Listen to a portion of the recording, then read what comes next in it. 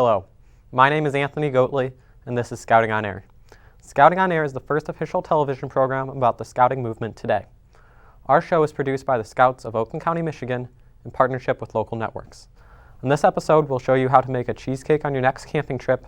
Then we'll hear from a counselor who staffed one of our local campgrounds almost 60 years ago.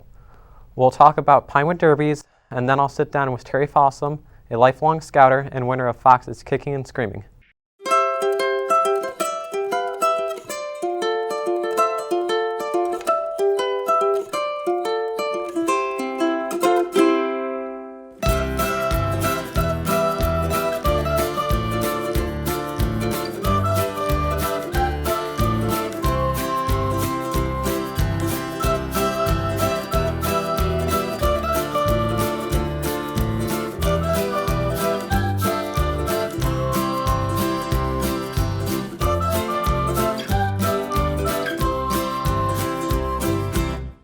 Welcome to Scouting on Air, and thank you for joining us. Today we are joined in the studio by our resident grubmaster, Yvonne. Yvonne has brought us a Dutch oven cheesecake to try, but we'll get to that in a second. Yvonne, how did you make this cheesecake? Well, first off, let's go over the ingredients for the cheesecake, shall we?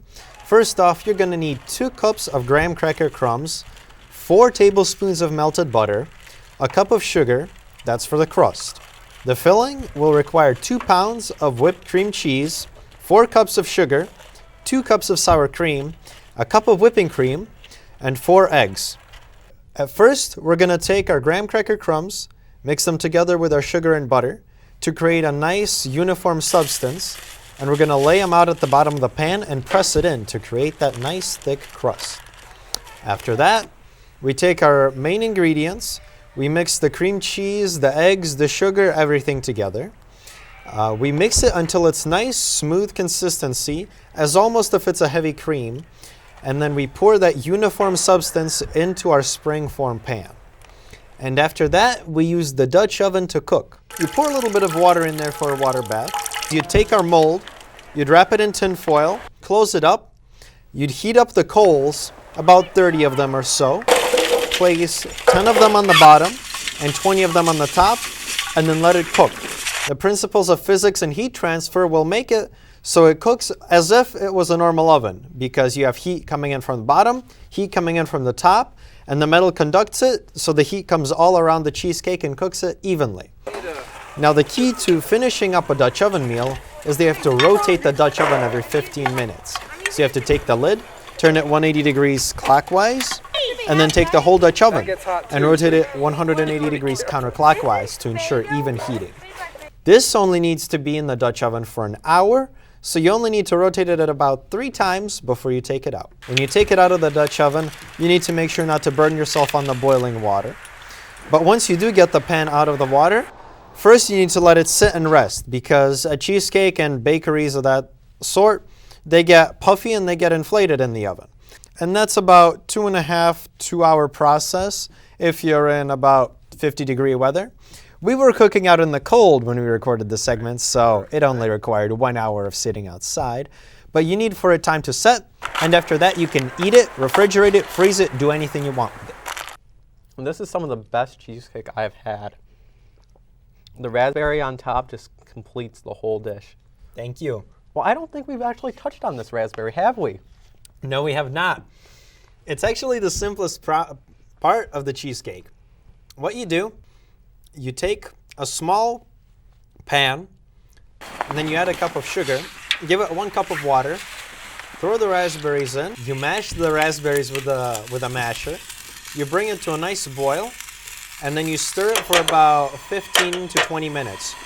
And what you have in the end is a nice, really consistent raspberry sauce that covers your cheesecake, has that flavor, but doesn't have the watery runniness. It's much thicker and much more flavorful than if it were just raspberry water. Well, that's very interesting. Thank you for your time in bringing in this cheesecake. It was very informative. I'm going to take this and finish it up. You're welcome.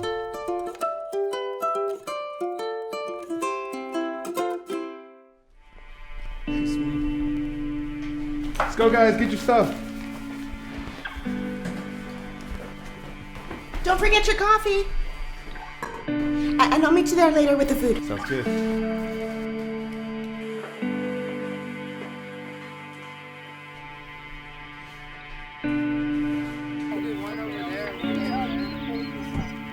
Hey guys. Oh, hey, honey.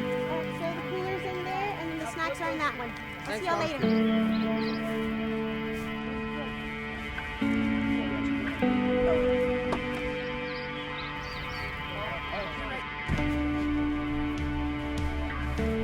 Oh, don't forget your coffee. You guys ready?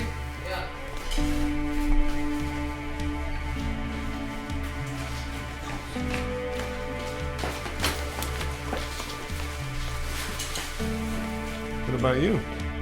Scout me in. Let's go.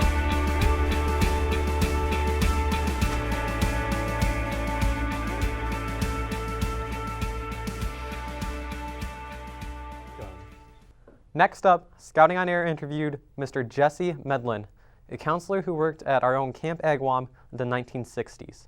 Teo Gammons has the story. This month, I sat down with Mr. Jesse Medlin.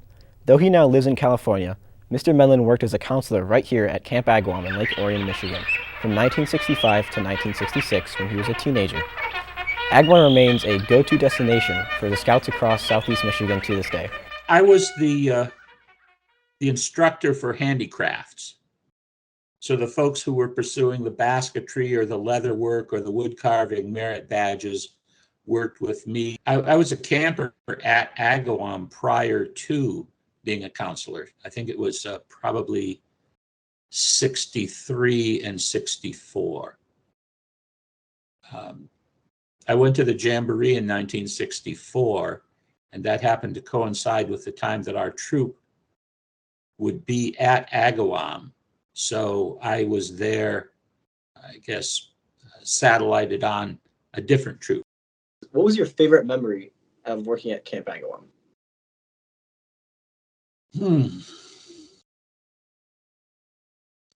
Probably the opening ceremony campfire. It was a big campfire in the middle, and it was mysteriously lit by either a flaming arrow riding down a wire to it or potassium permanganate dumped into glycerin. We just burst into flames, and no one was there to do it. So, Mr. Medlin mentioned that at one point on staff, he shared a tent with a scout who would go on to be quite famous. he wasn't one of the instructors. He worked in the kitchen. He was also a radio amateur, and he had his radio gear there, and I remember WA8RYV, WA8 Roger Young Victor, and he would be calling out to different places to try to talk with people around the world as a radio amateur. A couple years ago, I looked on the internet and said, geez, wonder what happened to these folks. And I did a search on WA8RYV because that call sign had been hammered into my head after hearing it so many times over the summer. And it came up that WA8RYV is Larry Bacow, who, unless I'm mistaken, is the president of Harvard University right now. While Dr. Larry Bacow currently serves as president at Harvard, he previously held the office of chancellor at MIT. Bacow grew up as a scout in Pontiac, Michigan, and he has been recognized with the Distinguished Eagle Scout Award. Would you say scouting is different now than it was when you were a youth? Absolutely, it is. There have been, I'm sure, many, many new merit badges added as different topics come into existence. I'm sure there are many associated with internet and computers and software that just didn't exist. When I was there, there was one for farm equipment maintenance. I don't know if they still have that. I don't think so. Times change. By curiosity, are you an Eagle Scout? Yes, What was your Eagle Scout project? we did a lot of landscape cleanup at one of the churches.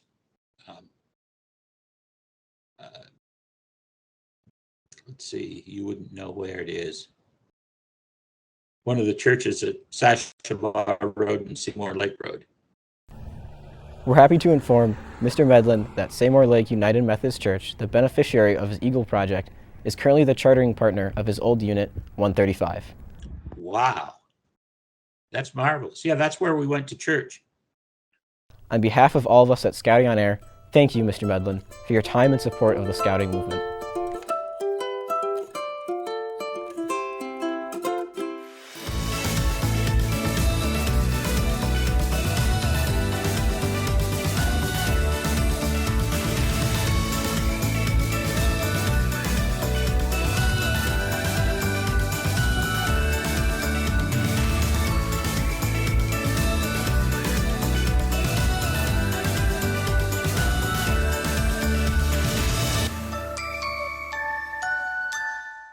It's February, and for many of our Cub Scout packs, that means it's Pinewood Derby season.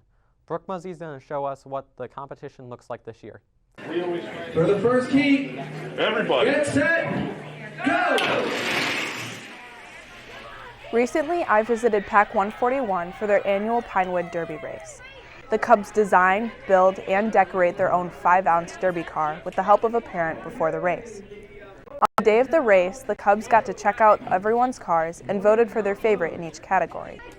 At the beginning of each race, 4 cars are lined up at the top of the track and released simultaneously. The sensor at the bottom of the track numbers the cars first through 4th place and records the speed of the cars onto a computer to rank the overall scores in the race. At the end of the event, the Scouts crowded around to receive awards for category favorites, top racers in each age rank, and top racers in the pack. After cleaning up, the Cubs who received a trophy or a medal grouped together for a photo. In addition to the traditional Pinewood Derby race, some parents participated in a race with a different goal in mind: the slowest car to cross the finish line. I also got to watch Pack 141's Wolf Cub, Morgan Langdon, build his Pinewood Derby car with his parent. First, Morgan sketched out a few ideas on a template and picked his favorite to cut out and trace onto a block of pine wood. Next, Morgan went out to the garage with eye protection to cut down the block to his desired shape. While Cub Scouts are too young to operate some of the tools used when making their cars, it is a great opportunity for parent-child bonding, and the Cubs can learn about different tools and safety involved in the project. After cutting down the block and making room to add weight to the car underneath, Morgan helped sand the car while occasionally checking to make sure it was smooth. Then he was on to the fun part. Morgan decided on a black car with orange flames. So he started out by giving his car a few coats of black paint, and then he added a windshield and windows. I helped him draw on the outline for the flames, and then he colored them in orange. As the last step, his parent added the appropriate amount of weight to the car and attached the wheels. Morgan's car was ready for racing. In recent years, some Cub Scout packs, like Pack 182 in Waterford, have run glow races, which use a special luminous paint and wheels and are run at night or in dark rooms. At Pack 182's race, Hannah Butler dominated the race and emerged victorious. Is this the first Pinewood Derby you've won? No. I've won one before. Congratulations, Hannah.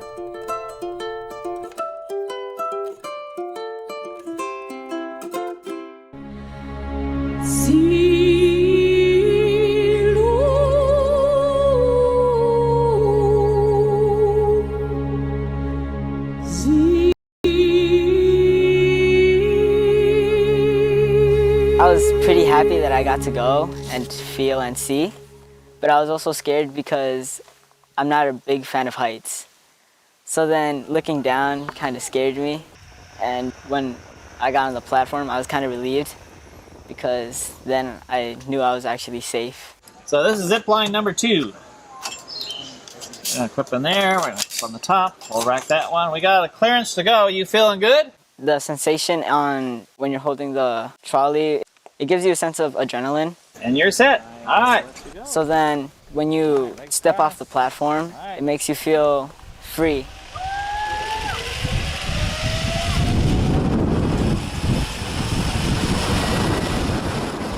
The experience of being in the trees is actually nice. You get to feel the breeze and see above.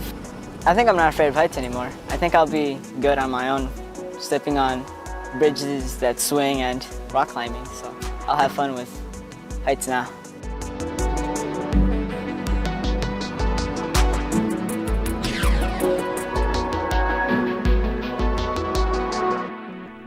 As many of us know, Scouts have accomplished some pretty remarkable things, from becoming President of the United States to becoming well-known actors. Our next guest, Terry Fossum, is a perfect example of this, earning Officer of the Year at Fairchild Air Force Base and appearing on Fox's primetime television show, Kicking and Screaming. Mr. Fossum, what brought you into the Scouting program? My oldest brother got a flyer at school, and that got him into the Scouting program, and then the middle brother followed him into the Scouting program. And I was a little bit younger than both of them, so I got to watch all the cool stuff that they were doing. And for me, it was a natural. And a big part of that, though, was our parents were involved. My mom was a den mother. So I was actually involved with Scouting before I was old enough to be in Scouting. I was kind of like the den mascot, running around and wanting to do all the stuff the cool kids did, the Cub Scouts. And my dad was committee chair for the Scout troop. So it was really kind of natural for me to go into it because my entire family, including my parents, were involved. Yeah. Now, you have a very busy life. How come you're still involved with Scouts today? That Scouts changed the world. Scouting changes the world out of anything I could do.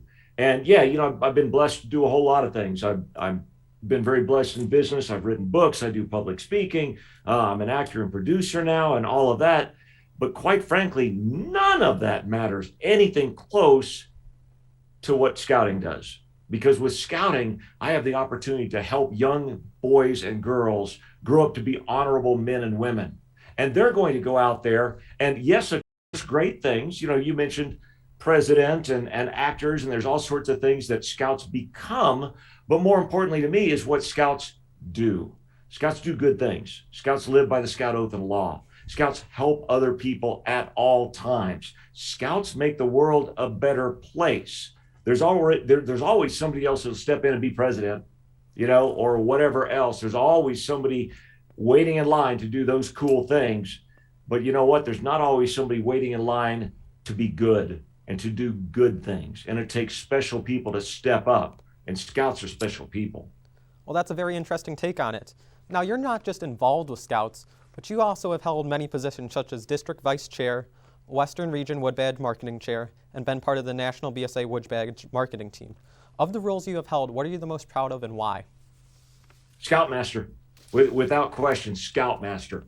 Now, I'm also the council president right now, and I'm very blessed to say that we've got an amazing team that is turning around this council in every way, every single way. So I'm very, very proud of what my team is doing here.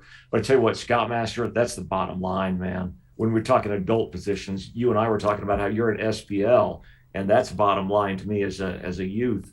But as an adult, Scoutmaster, because that's where the rubber meets the road. That's where things happen, and you watch those lives change. As council president, one of the things I've taught is the only reason for a Boy Scout Council to exist is to support the units, so the units can help the kids. In fact, right now in the Inland Northwest Council, this is the year of the unit, because I want to focus everybody's attention in. It's all about the unit because it's all about the kids. Now, with you being Scoutmaster, I know you touched on impacting the Scouts' lives. Do you think that's impacted your life at all? Oh, no question about it. No question about it. I'm sure I've got, and I mean this, I'm not just saying this, I'm sure I've gotten a lot more for me out of being a Scoutmaster than I ever gave to those kids, without question. We learned so much from y'all, as we say in Texas, and we get so much joy and everything else from you guys. Being a Scoutmaster is a life-changing experience, without question. I look forward to hopefully doing it again someday. Now, you spent most of your life in Scouting. How has Scouting guided your personal and professional life? Every step of the way. Every step of the way. Now, I won't say that I'm perfect by any means, and we don't expect our Scouts to be perfect, but we expect them to do their best. That's what we always teach. So as an adult, everything that I've learned and done through scouting, it's shaped my entire life. You and I were talking about the Order of the Arrow right before this. The Order of the Arrow shaped my entire life. I try to live my life by what I learned through that organization and through the Scout Oath and Law. And I think if you watch adults who have been scouts, just like when you watch youth who are scouts, they act in a different way than most people do. They act on a higher level. And I have a hashtag, always your scoutmaster, for my scouts. Now, that's both good and bad. That's a double-edged sword. First of all, I will always be there for them. For the rest of my life, I will always be there for my scouts. But also, I'm always going to be watching them as well. So if they're posting things on social media or I see them acting in a way that is non-scout-like, I'm going to let them know. Always your scoutmaster. Now, back in 2017, you appeared on Fox's primetime survival competition, Kicking and Screaming. During parts of the show, you decided to wear your scout uniform. Why were you inspired to do that? Well, actually, that wasn't my idea at all. That was Fox's idea. Fox Network. That was their idea. They wanted their token Boy Scout on there, which was kind of funny. And when they asked me, I said, wait a minute, did you approve this through National? Yes, they had. That's the thing that scared me the most about being on the entire show. Because if I was just going in there as Terry, you know what? No big, if I'm going to mess up, no big deal, right? Okay, that's all right. I'm used to it. But if I mess up there, I'm representing all of the Boy Scouts of America. I don't know if I told you this at the start. I'm not perfect, right? Yep. But I knew I'd be judged as so. But that being said, we all are. And we need to understand that for the rest of our lives. If we were Boy Scouts, especially, or Scouts BSA, especially if we are Eagle Scouts, we will be judged by that for the rest of our lives. And all of scouting is judged by our actions for the rest of our lives. So that was my only prayer going in, is that I didn't embarrass the Boy Scouts of America in any way. I guess that's the hope for all of us, for all of our lives in a way. I want to give credit to my partner, Natalie. There's no way in the world I could have won that show without my partner, without doubt. And it was a fantastic example for those who watched it or who go back and watch it, that Natalie and I came from completely different backgrounds. Completely. That's why they put us together as a team. But that's what Scouts do. We take people from all different race, color, creed, religion, socioeconomic. We don't care what their background is. We don't care what their history is. We care about their future is. And the leadership techniques that we learn and the ability to work together as teams that we learn in scouting, thank God for it, because that, along with my Wood Badge and NYLT training, is what helped me win the show. Well, thank you very much for your time, sir. Oh, it's my pleasure, and fantastic job that you guys are doing. I really appreciate you all spreading the word and everything. And for all those scouts and scouters out there, keep up the good fight, man. There's nothing better in the world that we could all be doing than to help raise honorable men and women. And thank you for being part of that. You're very welcome, sir. Before we close our program, we would like to acknowledge a recent Eagle Scout project. Devin Weatherwax installed a fire ring at the River Church in Auburn Hills, Michigan. Devin hopes the fire pit will be used for the community for fellowship. For Scouting on Air, this has been Yours in Scouting, Anthony Goatley. We'll see you next month.